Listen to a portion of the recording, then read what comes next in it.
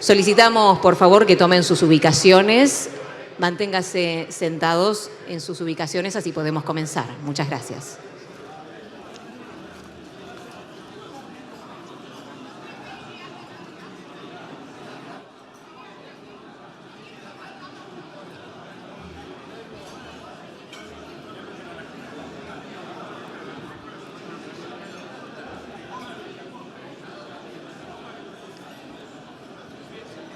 Hola, hola.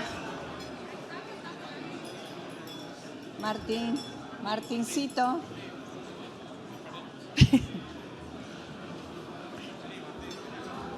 Bueno, muy buenos días a todos. Quisiera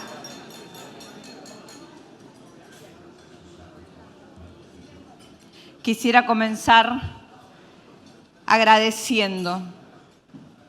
Yo quiero agradecerle al señor Eduardo Urnequian, al señor Mario Grisman, a la comisión directiva de la CAC, a la comisión directiva de CICIP, y decirles que es un honor para mí representarlos en este periodo. Quiero agradecerle a los señores ministros del Poder Ejecutivo, Guillermo Franco, Mariano Cunio, Luis Petri, Sandra Petovelo, y no sé si me olvidó, Adornia está con el presidente. Señores, amigos, empresarios todos, tengan ustedes muy buenos días y les doy la bienvenida a este almuerzo del Consejo Interamericano de Comercio y Producción. El CICIP es desde hace más de 80 años el lugar donde confluye todas las cámaras, sectores productivos, industria, comercio, agro, construcción, energía, finanzas y servicios. Aquí se sientan a la misma mesa empresarios que representan la pluralidad de nuestro país.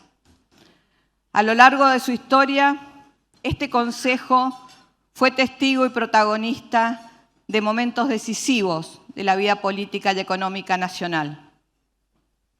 Hoy, en un tiempo en el que la Argentina está recuperando su potencial productivo y se abre al mundo con confianza, el rol del CICIP adquiere un sentido renovado, siendo un foro de integración, de diálogo y de construcción de consensos que contribuyen al crecimiento de nuestro país. Hoy quiero subrayar la importancia de contar con un rumbo claro hacia una economía más libre, competitiva y moderna. Sabemos de los enormes desafíos, pero también del enorme esfuerzo. Pero déjenme decir que existen una gran oportunidad si trabajamos juntos. Y no puedo dejar de destacar que bajo el liderazgo del presidente Milei, la Argentina ha vuelto a estar en el mapa del mundo como un país elegible para atraer inversiones.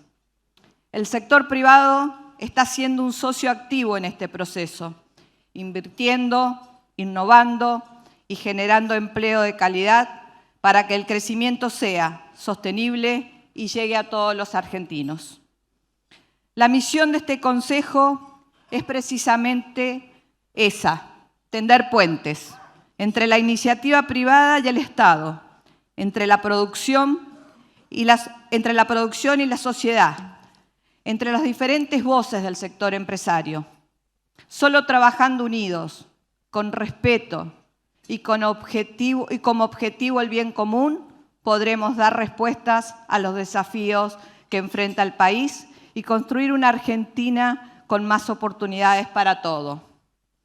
Con este espíritu, el CICIP tiene el gran honor de hoy darle la bienvenida al señor presidente de la Nación, doctor Javier Milei. Le invito, presidente, a dirigirnos a este tema.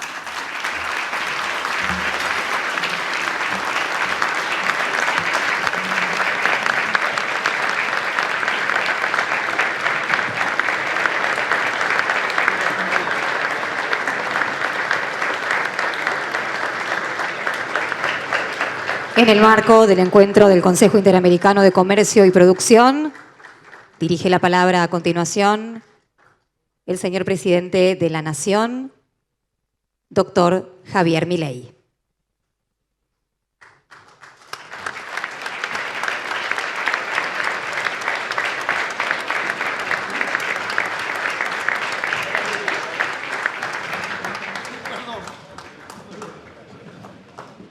Improvisé. Gracias.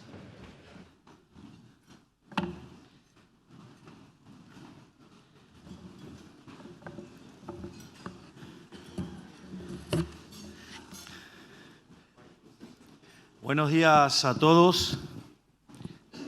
Ni que hablar que les voy a decir que es un placer estar, ¿no? Por lo menos parece que todavía conservo los reflejos.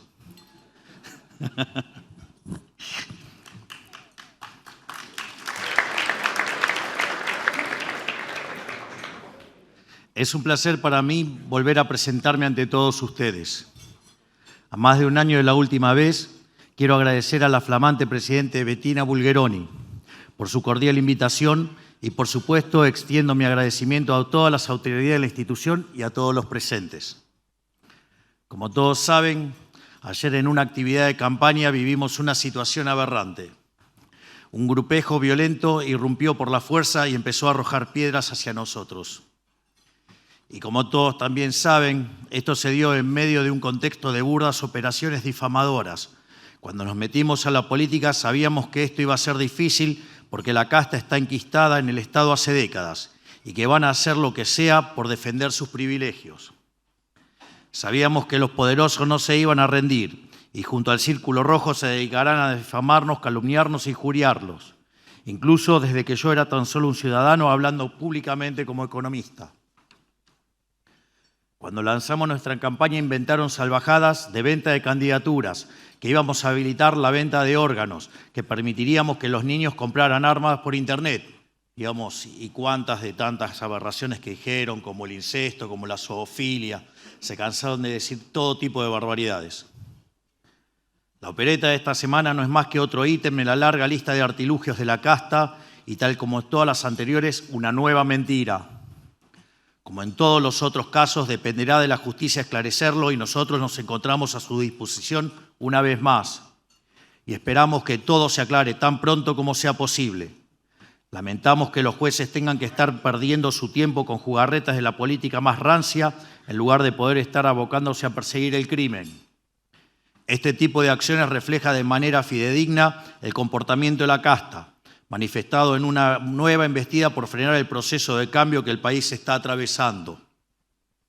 Como la gente votó un gobierno que vino a terminar con todos sus curros y privilegios, su respuesta es generar pánico y caos en la gente, infiltrarse, difamar, cualquier otra maniobra que entorpezca el proceso de cambio que estamos llevando adelante. Vamos a dejarle algo en claro: ni la gente mastica vidrio ni nos vamos a dejar amedrentar con estas acciones cobardes. En todo caso, nos envalentonan porque demuestran que tienen miedo, que están desesperados. Y porque dejan en claro, una vez más, que no vienen por Javier Milei, sino que vienen por la libertad de todos los argentinos. Y yo tan solo me puse en el camino. Este 7 de septiembre los bonaerenses le van a poner fin al régimen de mentiras, violencia, corrupción y extorsión del kirchnerismo. Es ahora más que nunca que tenemos que decir kirchnerismo nunca más. Cuando me presenté ante ustedes el año pasado, cierto ruido en el mercado generaba algún grado de ansiedad. Les expliqué que el ruido no era más que eso, ruido. Y el tiempo terminó dándome la razón, dado que no nos movimos ni un centímetro de nuestro plan y todo terminó acomodándose tal cual les anticipé. Quizás recordarán a su vez que les di una hoja de ruta de nuestra gestión. Allí afirmé que nuestro objetivo era el de la baja de impuestos y que el orden sería comenzar con el impuesto país, luego avanzar con las retenciones y después con el impuesto a los créditos y débitos bancarios, conocido como el impuesto al cheque. Hoy, a más de un año, podemos decir que hemos cumplido con haber eliminado el impuesto país y también levantamos el cepo cambiario y estamos avanzando tan rápido como podemos en eliminar las retenciones. Una vez eliminadas por completo, podremos avanzar sobre el último gran impuesto distorsivo que se cobra en esta nación, que es el impuesto al cheque. Nuestro sendero es claro, pero la velocidad en la que transitamos depende de los obstáculos que se presenten en el camino. ¿Por qué digo esto? Porque nuevamente somos testigos de ruidos y estos ruidos se ven amplificados por las elecciones. Tenemos un Congreso secuestrado por lo peor de la clase política argentina, es decir, el kirchnerismo. Un Congreso que representa los intereses más bajos de lo que vive del pagador de impuestos. Un Congreso que, temeroso de que terminemos con el negocio de ellos y de sus amigos, quieren llevarse puesto al gobierno nacional elegido por el 56% de los argentinos. ¿Y de qué manera? Yendo contra nuestro superávit fiscal, que consideramos la piedra angular del proyecto nacional que hará a la Argentina grande nuevamente. Y lo hacen justamente porque saben que nuestro plan de gobierno está funcionando. De otra manera, no estarían tan obsesionados con aprobar leyes de quiebra. Saben muy bien que con cada minuto que pasa se consolida un nuevo paradigma que echa por la borda su modelo. Por eso están tan desesperados. Ven desvanecerse todo lo que construyeron a lo largo de las últimas décadas, aterrados acerca de un futuro incierto en el sector privado. Y el mercado, por su parte, acostumbrado al comportamiento sociopático de su mal llamada clase dirigente, vive estos momentos con gran zozobra. Como quien se ha quemado con leche tantas veces, ven la vaca y lloran. Y si se me permite otra analogía zoológica, el mercado se ha acostumbrado a vivir las campañas electorales como la oveja que mira a dos lobos peleándose por quién se la va a terminar comiendo. Por eso me gustaría comentar dónde estamos parados actualmente. Como venimos diciendo desde el primer día, el principal fundamento de nuestra gestión económica es mantener la macroeconomía ordenada tras décadas y décadas de descalabros. Para lograrnos, nos sustentamos en lo que hemos llamado las famosas 3 anclas. El ancla monetaria, que consiste en eliminar cualquier forma de emisión monetaria. El ancla fiscal, que consiste en proteger el equilibrio fiscal como agua en el desierto. Y el ancla cambiaria, que era el famoso crawling peg para poder acercar el valor del tipo de cambio oficial con el tipo de cambio de mercado, sin exabruptos comerciales en el proceso.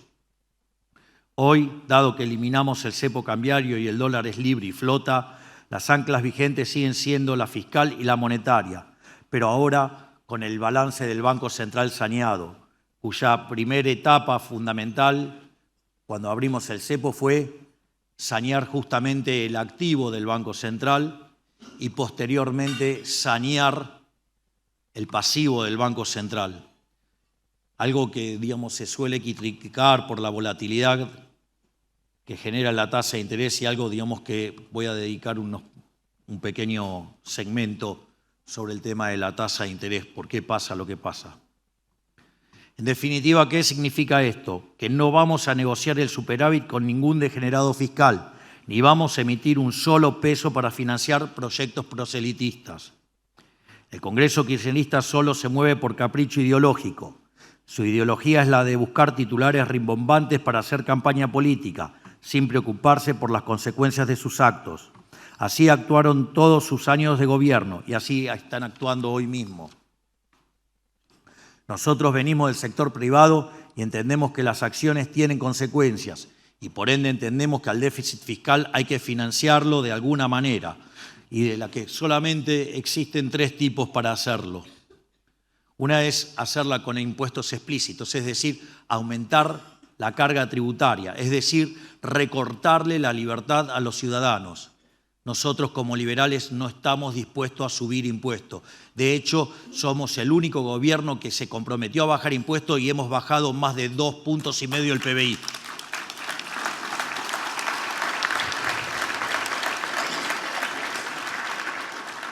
Pero también hemos decidido dejar de utilizar los impuestos implícitos, que son otra forma de tributación, como por ejemplo lo que es la toma de deuda.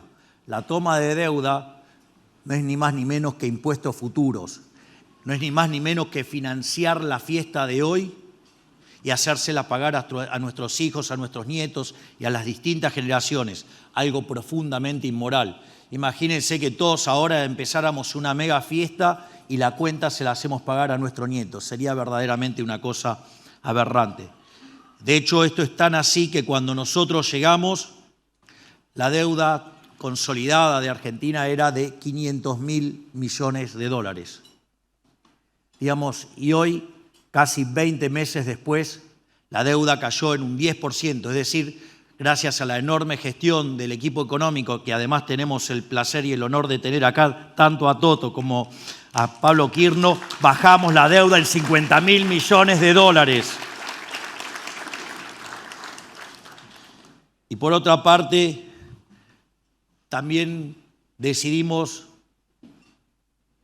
ir a la abolición total del impuesto más siniestro que tiene la política, que es el señoriaje, es decir, la emisión de dinero para financiar el déficit fiscal, el cual después tiene como contrapartida una pérdida del poder adquisitivo del dinero, es decir, la sube de precios, es decir, la inflación. Luego de un arduo trabajo durante los primeros 6 meses, llegamos a sanear el balance del Banco Central a mediados del año pasado, y ahí es cuando dejamos la base monetaria amplia fija. Y a partir de ahí se fue trabajando no solo en que ya no se emitía para financiar al fisco, sino que además se dejó de emitir para el cuasi fiscal. Después vino la operación con el Fondo Monetario Internacional, limpiando el activo, y ahora, digamos, hasta hace poco terminamos de limpiar el pasivo y nos encaminamos a tener un Banco Central ordenado. Esto es interesante y muy importante porque cuando nosotros llegamos, la inflación corría al ritmo del 1,5% diario. Y hoy la inflación corre al 1,5% mensual. Es decir, de una tasa de inflación que rondaba al 17.000% anual, hoy viaja al ritmo del 20% anual. Vaya si hay méritos para considerar que Toto es el mejor ministro de Economía de la historia argentina.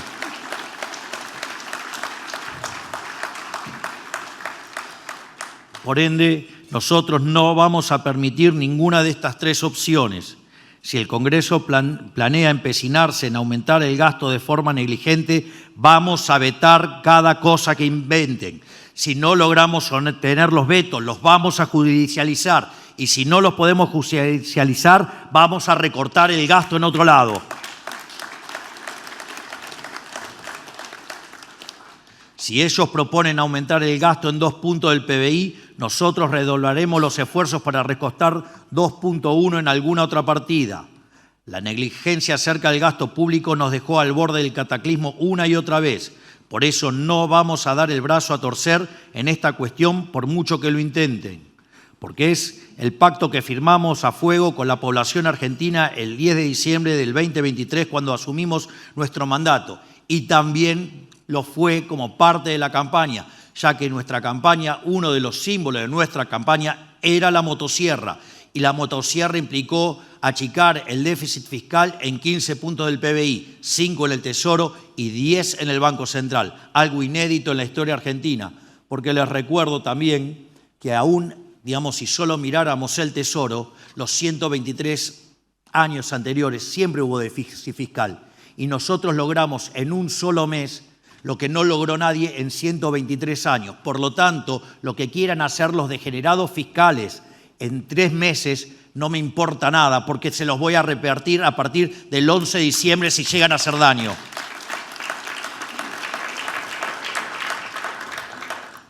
Y por el lado del ancla monetaria, nosotros siempre fuimos muy claros. En todo momento le hicimos saber a los argentinos que la cantidad de pesos iba a quedar fija.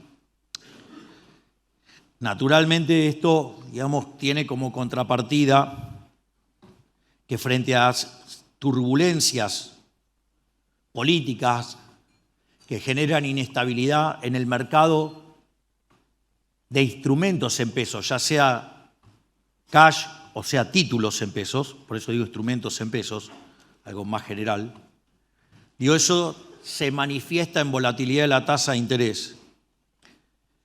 Y me parece que vale la pena tener una pequeña digresión técnica. Aquellos que quieran, digamos, una digresión más completa, en la charla que di en la Bolsa de Comercio de Rosario, hablé de la relación entre la cantidad de dinero y el nivel de precios, hablé sobre el mercado de cambios, hablé de la falacia del pass-through, hablé del efecto Hume-Cantillon, hice todo un apartado de tasa de interés y después, además, presenté el modelo con el cual el equipo económico y yo discutimos la política económica. Pero más allá de eso, me parece que vale la pena una pequeña digresión sobre qué es la tasa de interés. Porque parece que hay muchos que están enamorados de creer que la tasa de interés es el precio del dinero. Y eso es una aberración conceptual. Es decir, es un error que arrastramos los economistas desde la publicación de un libro siniestro y nefasto de 1936, que se llama Teoría General de la Ocupación, el Interés y el Dinero, de John Maynard Keynes. Alguien que, entre otras cosas, solo tomó un curso de economía de 6 meses y tenía problemas entre confundir equilibrio parcial y equilibrio general. Pero al margen de eso, lo que hay que entender es que la tasa de interés existe porque existe el tiempo. Aquellos que conozcan la literatura técnica, el modelo de Ramsey tiene tasa de interés y no tiene dinero. Y entonces, es decir, la tasa de interés existe porque existe el tiempo. La tasa de interés es un mecanismo de coordinación intertemporal. Es un mecanismo por el cual ustedes trasladan consumo del presente al futuro y viceversa. Y es un mecanismo por el cual, que es el ahorro, ¿no? Porque el ahorro es el consumo futuro. Y al mismo tiempo es un mecanismo por el cual pasar producción del presente al futuro. Eso todos ustedes, los que están acá, lo conocen muy bien, se llama inversión. Y básicamente, si esto estaría haciendo un nexo entre el presente y el futuro, claramente la tasa de interés no es ni más ni menos que el precio relativo de los bienes presentes respecto de los bienes futuros. Entonces, ahora, cuando uno entiende esto, puede entender con mayor claridad uno de los escritos más maravillosos que tiene mi querido amigo y gran profesor, el doctor Juan Carlos de Pablo, que se llama La economía como proceso decisorio. Dicho sea de paso, es un artículo que a mí me marcó mucho porque me enseñó a mirar la economía de otra manera. Es decir, justamente desde el lado de los que toman decisiones, es decir, gente como ustedes. Es decir, gente que van y se la juegan en la trinchera. Yo me juego en otra trinchera, pero no vienen, tiran piedras, nada más. Y básicamente lo que hace en ese artículo el profesor de Pablo es caracterizar tres tipos de escenario. Uno es el que se llama el statu quo, otro es el arca de Noé y el otro es el escenario del fin del mundo. Si ustedes se fijan, el primero es un escenario suavizado, con lo cual ustedes van a suavizar el consumo presente y el consumo futuro. Por lo tanto, el precio relativo entre los bienes presentes y bienes futuros va a estar signado por la preferencia temporal. Y a partir de eso, el sector privado acomodará con la productividad marginal de capital y ahí determinarán la tasa de interés. Pero entonces, en el escenario del statu quo, los precios no muestran volatilidad. Ahora, el problema es los escenarios de volatilidad. Y ahí hay casos de, por ejemplo, de volatilidad muy radical, por decirlo de manera, muy radicalizada, que por ejemplo es el escenario del fin del mundo.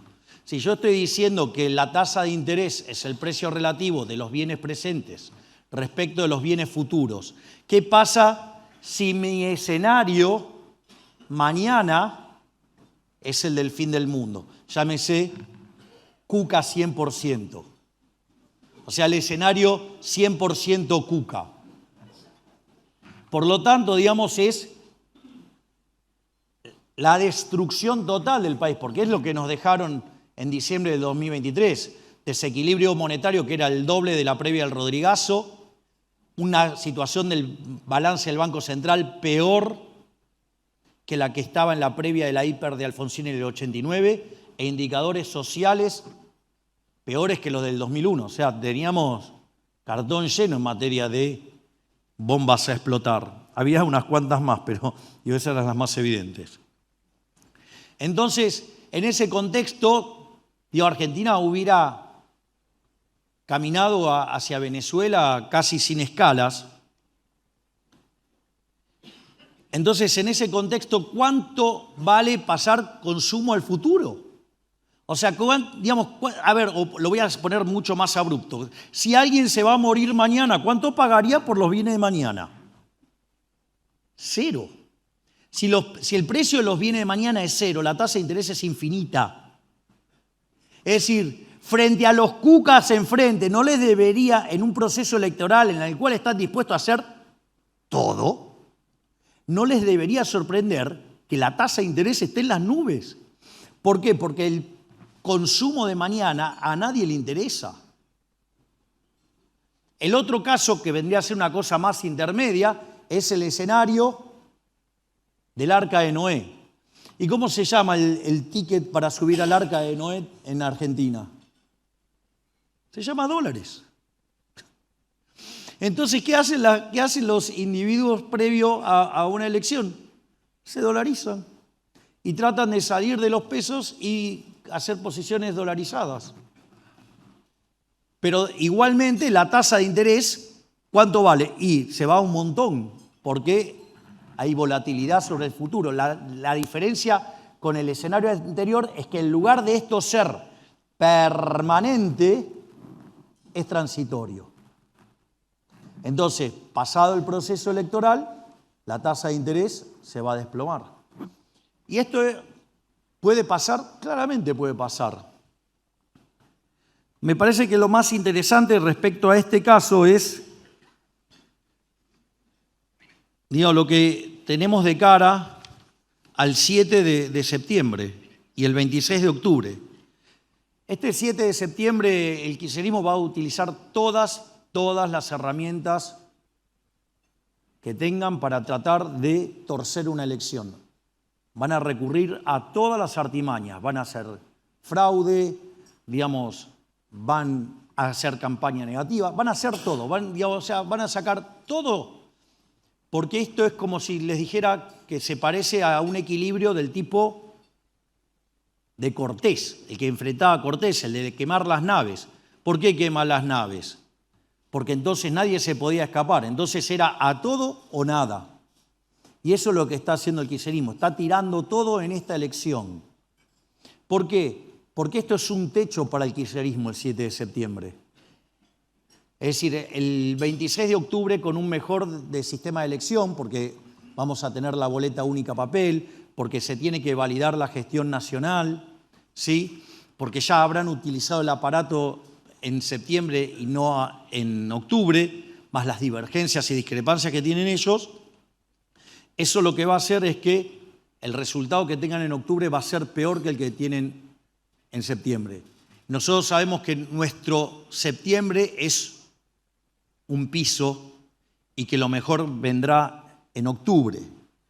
En ese contexto hay una elección en la provincia de Buenos Aires que para el kirchnerismo es definitoria. Y si nosotros llegamos a hacer una buena elección que permita inferir un gran resultado en octubre, o le ganamos por un voto, habremos puesto el último clavo al cajón del kirchnerismo, y por eso están tan nerviosos.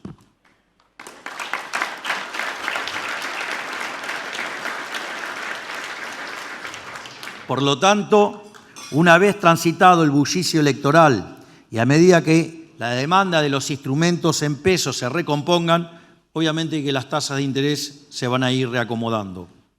Quiero ser claro, no pensamos retroceder ni un milímetro en el camino que ya transitamos. Sepan que nosotros tenemos bien claro que este proceso no fue para nada fácil para los argentinos y no vamos a tirar por la borda todo su esfuerzo. Venimos de décadas de un desastre económico que dejó a nuestra sociedad pobre y estancada. La vieja política culpable de estos males quería esconder la destrucción recurriendo a la ilusión monetaria.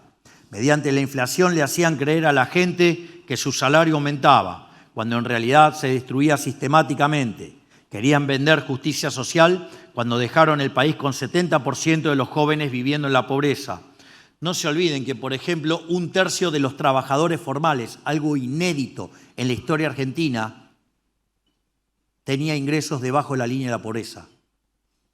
Es decir, llegamos al disparate tal que aún aquellos que tenían un trabajo formal, tenían 1/3, vivían debajo de la línea de la pobreza. Naturalmente, normalizar la macroeconomía es enfrentarse a esa dura realidad, pero es imperativo hacerlo para poder transformarla de una vez por todas. Por eso tomamos las medidas necesarias para estabilizar al paciente y estamos terminando de erradicar la enfermedad inflacionaria. Aquí también quiero mencionar algo. Días atrás recibí un mensaje de un amigo que es profesor en la Universidad Nacional de Córdoba, Enrique Neder, que es profesor de teoría monetaria, y uno de sus alumnos hizo su tesis sobre dinero, inflación y los rezagos monetarios, los rezagos que tiene, digamos, cuando yo emito y cuando pega la inflación. Y básicamente lo que encuentra es que en promedio ese rezago es de 26 meses, o sea, no muy distinto de lo que es nuestra hipótesis de los 24 meses. Por lo tanto, esto significa que habiendo fijado la cantidad de dinero el año pasado, para mitad del año que viene la inflación habrá sido historia.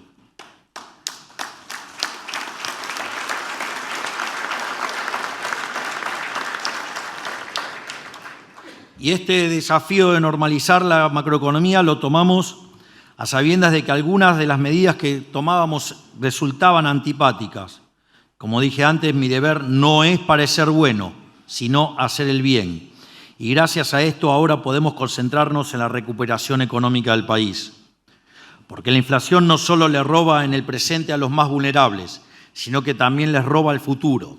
Porque el caos inflacionario distorsiona el sistema de precios e impacta en el desarrollo económico al afectar a la estructura de capital. Y sin crecimiento, sin previsión y sin capital, el valor del salario se destruye y no se recupera. Si además no se generan puestos de trabajo, digamos, cada vez los salarios reales son más bajos y por ende cada vez hay más pobres. Es decir, maquillar el desempleo poniendo empleados públicos, eso no funciona, nos hace más pobres a todos. Además, la destrucción del crédito que la inflación tiene aparejada deja a una gran mayoría fuera del mercado de la vivienda, porque en ningún lugar del mundo se compran casas al contado como acá. Y luego también destruye cualquier tipo de financiación. Así vimos desaparecer el sistema de cuotas a fines del 2023. Esta precariedad dificulta que los jóvenes proyecten familias. Entendámoslo de una buena vez, la inflación es un genocidio social, lleva a la disolución del país, por eso es tan importante eliminarla. En paralelo, mientras nosotros nos rompemos el lomo para devolverle la estabilidad a todos los argentinos, el Congreso está secuestrado por una banda de facinerosos que trabaja incansablemente para privar a la gente del fruto de su esfuerzo y recuperar todos los curros que le hemos cortado desde el Ejecutivo.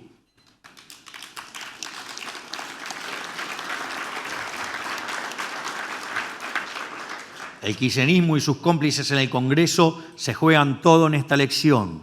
Ellos saben que si nosotros obtenemos los votos para aprobar las reformas que nos faltan, Argentina ya no volverá a caer con los espejitos de colores que se solían vender en años electorales.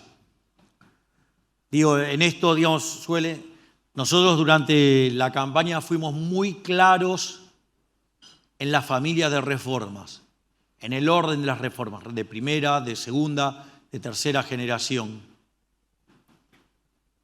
Habiendo saneado el fisco, habiendo saneado el Banco Central, habiendo levantado el cepo, claramente, habiendo recortado fuertemente el Estado, se vienen reformas de segunda generación.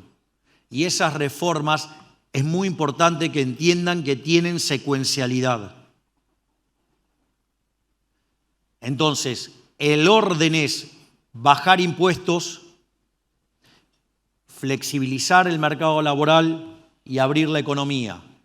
Eso genera un round de crecimiento que vuelve a impulsar baja de impuestos, más flexibilización laboral y más apertura de la economía. Esto es importante que quede claro, porque alterar la secuencia podría tener impactos negativos en el mercado laboral, ya sea en cantidad de empleos, ya sea o en salarios. Es decir, piensen en el caso donde abren y no modifican los impuestos. Eso implicaría que tiene que caer el salario real. Y eso o lo cubren o genera desempleo, o caen los salarios, o pasa una combinación. Por ende, es muy importante la secuencialización. Y lo que hay que entender es que es un loop permanente. Porque en la medida que nosotros vayamos creciendo más, y ya lo hemos demostrado, ya no es una promesa, es un dato. De hecho, el propio equipo de Toto estimó que si Argentina creciera en promedio al 7%, es muy interesante, porque piensen que si una economía crece al 7%, en 10 años duplica su PBI y en 20 años lo cuadruplica. Es decir, que si nosotros seguimos abrazando estas reformas, vamos a hacer Argentina grande nuevamente, en serio, no es un chiste. Y no solo eso, sino que además ya hemos bajado impuestos y pensamos seguir haciéndolos. Y es más, la forma en la cual nosotros acomodamos las cuentas públicas genera un piso de crecimiento del 4%. Es decir, que vamos por el camino correcto. Digo, obvio que va a haber turbulencia. El statu quo también juega. Es lógico y está bueno que pase así de manera tan brutal para que la sociedad no se deje engañar por los populistas y podamos ponerle un fin de una vez por todas a esta forma de hacer política que lleva 100 años y nos ha convertido en un país miserable.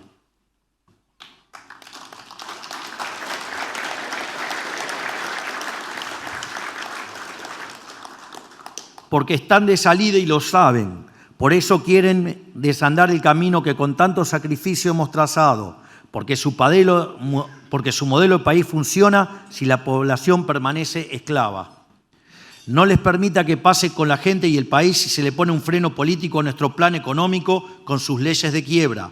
Saben que eso va a perjudicar más a la gente y devolvernos a una pobreza arriba del 50% y del 70% entre los más jóvenes, tal como ellos dejaron. Que dicho sea de paso, y ayer de manera brillante volvió a explicarlo el mejor jefe de gabinete de la historia, el doctor Guillermo Francos.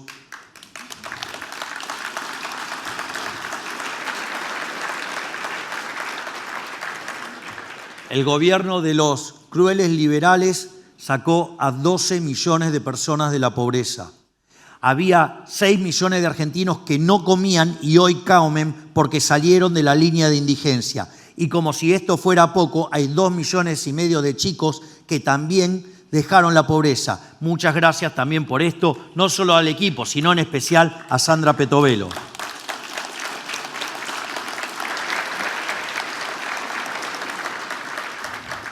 Pero ellos tienen como verdadera promesa electoral reforzar la inflación y el caos, porque como en la pandemia, ellos no sufren las consecuencias nefastas de sus políticas.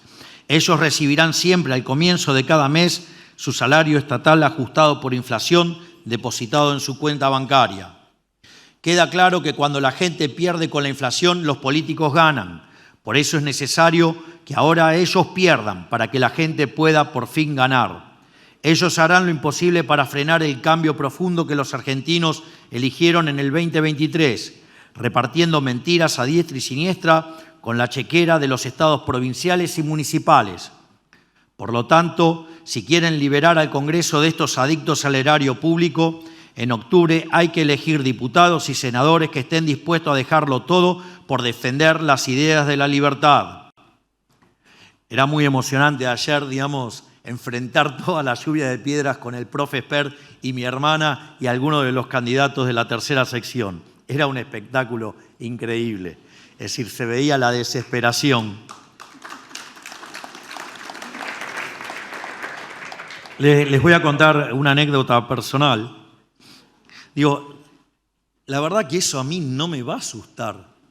Yo, digamos, hoy lo comenté en nuestro chat en gabinete. A ver, yo cuando jugaba al fútbol jugaba en Chacarita y seguí la campaña de Chacarita 84, 85, 86. La cantidad de veces que quedé en el medio de una lluvia de piedras, ustedes no se dan una idea. Es más, en un momento a Chacarita le suspendieron la cancha y tenía que jugar de local en Campana, en la cancha de Villa Dálmine. Así que imagínense que estoy acostumbrado, digamos, a las lluvias de piedra. No solo eso, además, le cuento más. Cuando fui a ver Boca Palmeiras, cuando era de Boca, digo, porque se imaginarán que... Digo, yo creo que el presidente actual de Boca lo eligió un hincha de River. No habrá sido vos, ¿no? ¿Vos qué opinás, Edu? Fue un hincha de River, definitivamente. Fue Toto, o vos. Fui a ver Boca Palmeiras en el Morumbí y también los brasileños nos tiraron piedras cuando terminó el partido y le pegaron... Bueno, mi papá mide más de 1,90 m, entonces le salía la cabeza por encima de la pared y lo engancharon. Y es más, en algún momento mi hermana también cuenta algo que pasó cuando jugaba al baby fútbol y yo jugaba en el Ideal, en la zona de Lugano, Mataderos, y nos tocó jugar el último partido, digamos, contra un rival de la zona encima. Y llevaron la hinchada de Chicago y nos movían el arco y todas esas cosas. La verdad que, digamos, he tenido buenos partidos, pero como esos muy pocos. Es decir, yo estoy acostumbrado a la adversidad, estoy acostumbrado a la presión. Gracias, Cuca, lo voy a hacer mejor todavía.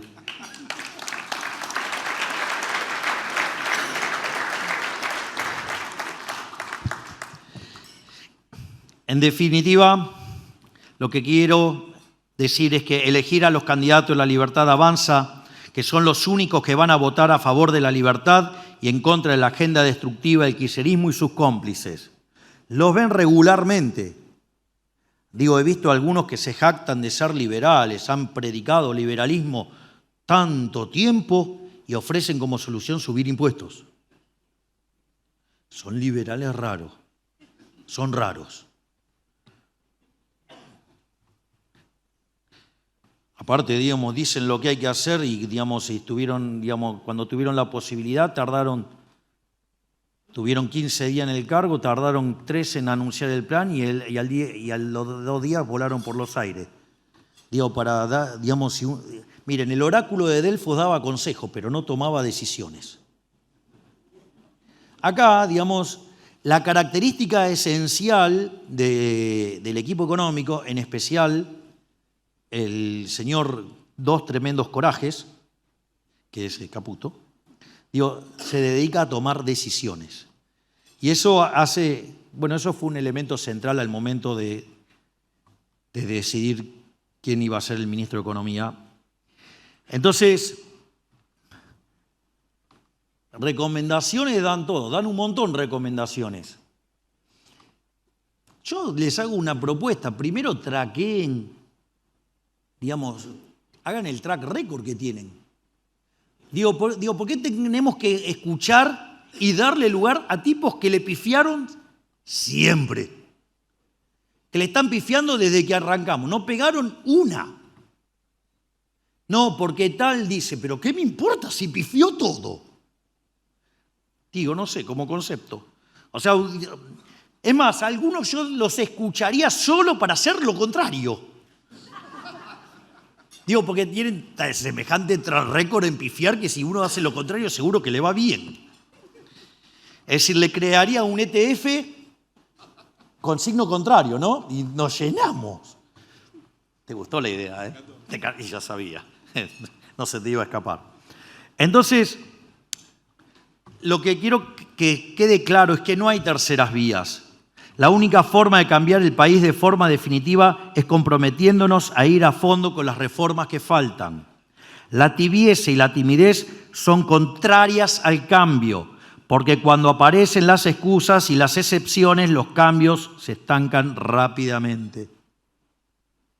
Ustedes saben, digamos, cuál es el dicho acerca de para hacer los huevos, digamos, necesitan, o una tortilla necesitan, hay que romper los huevos. O sea, digo, y tómenlo, digamos, o sea, digamos, como lo estoy escribiendo, no es ningún insulto, ni, digo, no viola la veda que tengo en materia de insultos.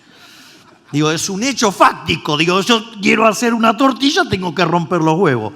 Si ustedes quieren cambiar el statu quo, no, el statu quo va a decir, ay, qué lindo, digamos, estoy pidiendo los privilegios. ¡Ey, vamos! O sea, es hacer reformas estructurales profundas, nosotros hicimos 8.000, implica que hay conflicto. Es natural, es normal. Entonces, en el fondo ya aprendimos del pasado que si no vamos a fondo con las reformas, el cambio no se termina de producir y concluye en el retorno de los que nos trajeron hasta acá. No podemos quedarnos de nuevo a mitad de camino, porque no va a haber otra oportunidad. Y es importante que entendamos esto, que si nosotros no avanzamos, retrocedemos.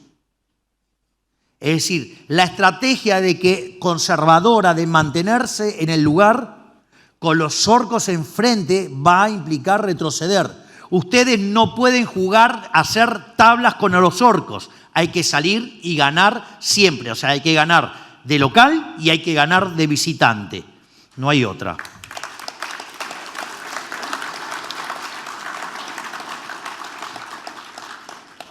Por todo esto, voy a ratificar una y otra vez el sendero trazado. Si ante cada embate de la casta o cada opinión errada de economistas hubiéramos cambiado el curso, hoy ya hubiéramos desbarrancado.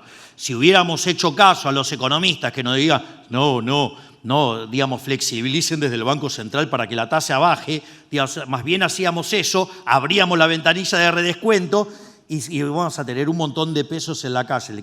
Quisiera saber dónde estaríamos. O esos cracks que dicen, no, que el desarmado de las LEFI estuvo mal. Yo quiero saber qué hubiera pasado si tendríamos en este momento, o en las últimas 2 semanas, 16 billones de pesos en la calle. Probablemente hoy estaría hablando otra persona acá.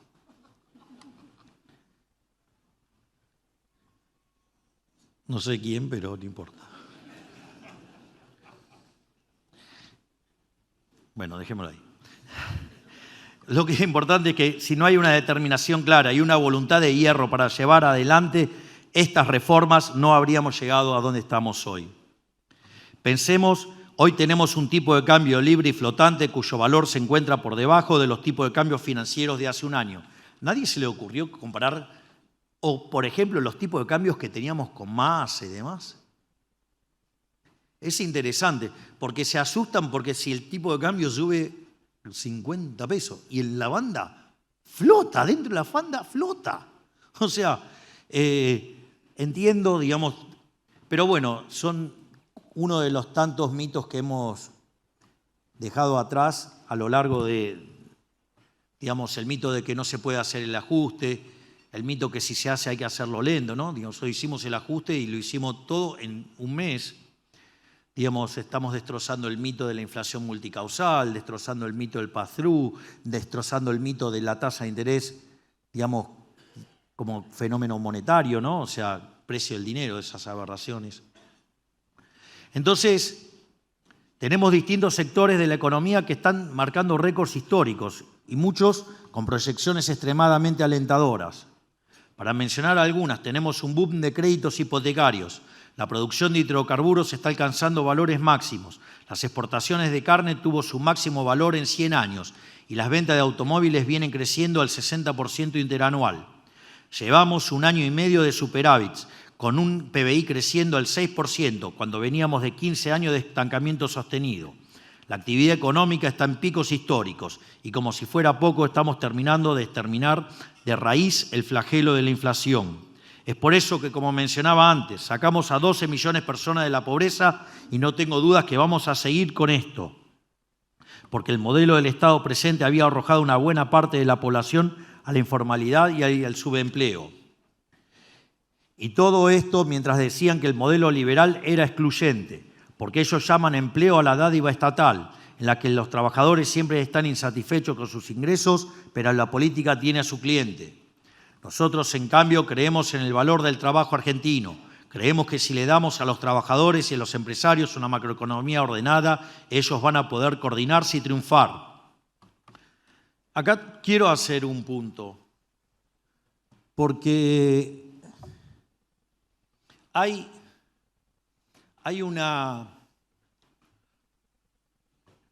una falacia que utilizan recurrentemente los cucas y que además la combinan con otra, que es la falacia del cherry picking.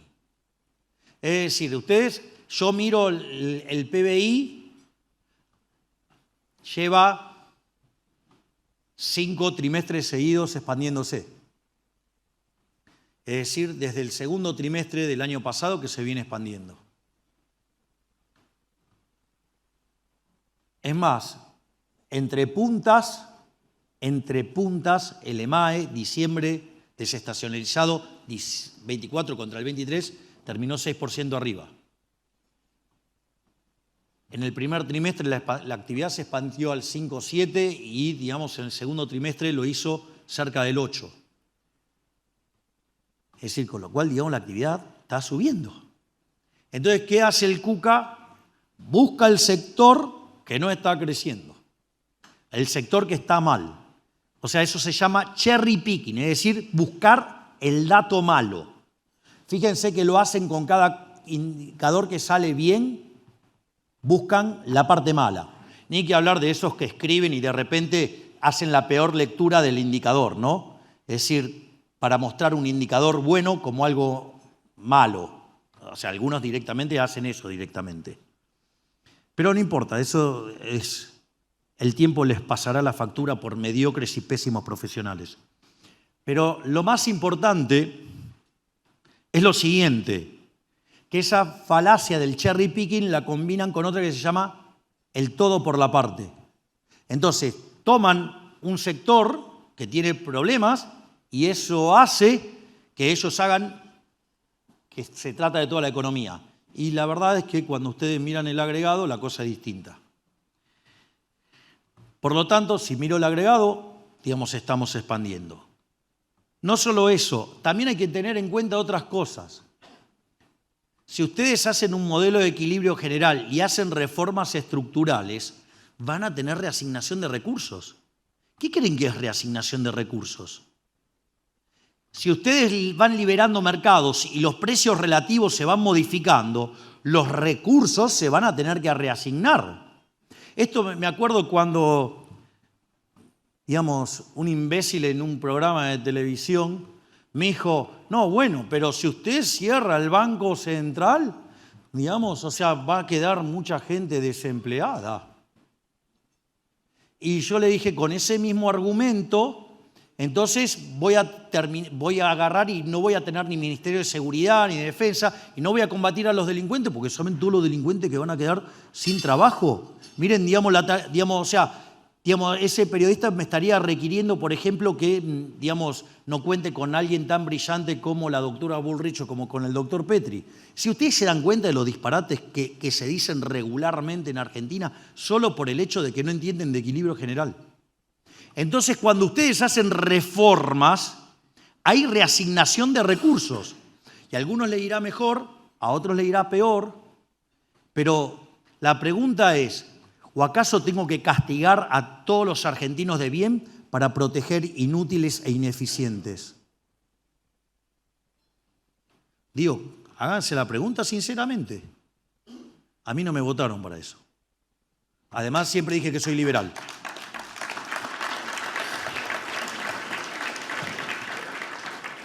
Por lo tanto, tampoco, digamos, eso me voy a dejar psicopatear por los cucas, que además son ignorantes en el manejo de la economía y lo demostraron. Digo, es más, cuando estuvo el inútil esférico como ministro de Economía, hoy gobernador de la provincia de Buenos Aires, o sea, inútil esférico porque es inútil, lo miren por donde lo miren, al soviético. Les recuerdo que tuvimos el mejor contexto internacional de la historia, con los mejores términos de intercambio de la historia, 30% arriba del máximo que habíamos tenido. Y logró que la economía no creciera y que en términos per cápita cayera. Hay que tener semejante logro, ¿eh? Entonces, digo, de vuelta, no me voy a dejar psicopatear por estos brutos ignorantes. Perdón que sea tan áspero en esto, pero... Y lo otro es, no, pero la tasa de interés va a frenar la actividad. Lo que frena la actividad no es la tasa de interés, es el despiole que arman los cucas. Es decir, lo que arma, digamos, lo que genera, ya lo vivimos esto en el mes de marzo. Digamos, la gente se asustó, sufrió la actividad, hubo un salto en la inflación, pero después de eso, ¿qué pasó? Se normalizó y la actividad rebotó y la tasa de inflación se desplomó y rompió el nivel de 2. Es más, le voy a decir algo, cada vez que nos generan estos saltos inflacionarios, como la cantidad de money overhang está dada, que derivó de los controles de precios y los controles de capitales y los rezagos de la política monetaria, si nosotros teníamos un horizonte en el cual va a desaparecer la inflación, cada vez que hay un salto, como lo que tiene que subir los precios es lo mismo, se acelera el ritmo al cual después baja la inflación. Así es que nosotros, digamos, seguimos tranquilos y todo marcha acorde al plan.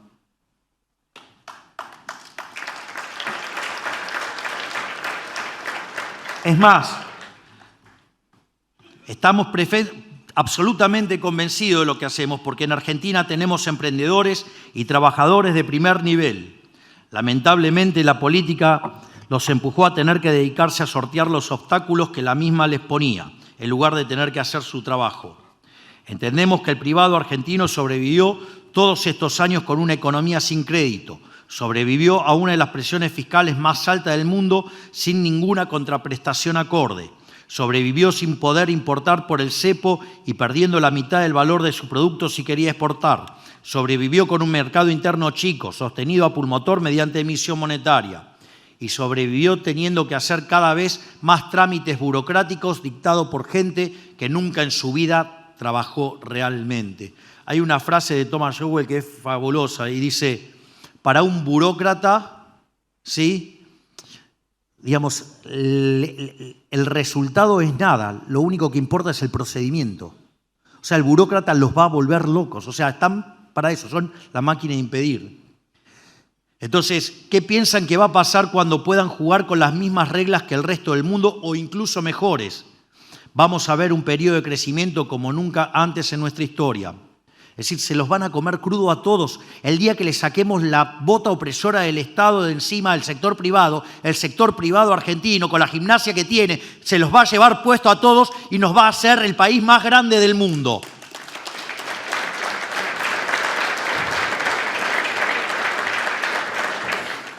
Por eso mismo no hay que dejarse llevar por las críticas de quienes nunca han logrado nada, porque el camino que hemos recorrido hasta aquí ha demostrado ser el correcto.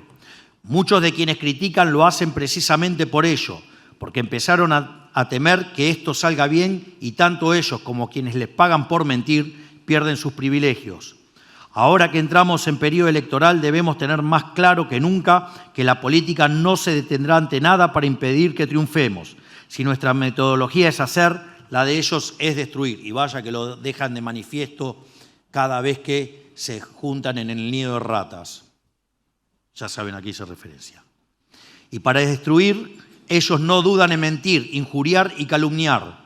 Todo para romper la estabilidad que nuestro gobierno ha conquistado gracias al esfuerzo y la confianza de todos los argentinos de bien.